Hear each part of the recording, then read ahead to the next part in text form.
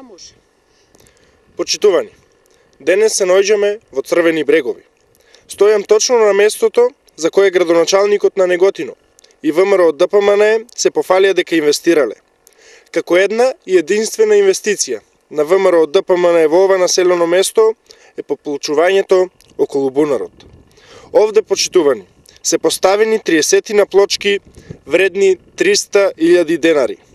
Со ова се горди од ВМРО од ДПМН. Со оваа инвестиција се фалат каде ќе стигнат.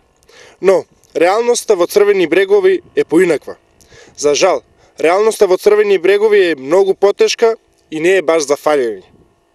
Почитувани, во време кога жителите на Црвени брегови се соочуваат со неасфалтирани улици, имаат проблем со неорганизираното собирање на сметот, имаат проблеми со уличното осветлување, градоначалникот и ВМРО од ДПМН се решаваат на 2 педи место да стават 30 плочки вредни 300.000 денари.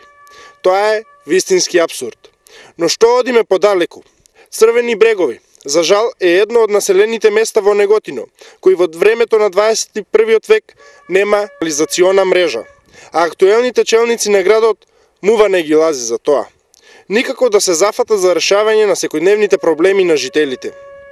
Туку и овде се решија со проект што ќе биде само шминка за населеното место. Тие сметаат дека со тоа ќе ги убедат жителите на Црвени брегови дека тие направиле нешто за нив.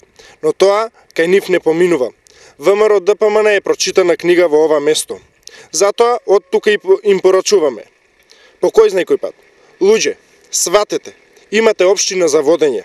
Не сте председатели на станарски здруженија. Треба да решавате сериозни проблеми. Затоа ги имате функциите. Затоа вашата неспособност, граѓаните на Неготино, на следните локални избори ќе ја казнат сменувајќиве. Ви благодарам.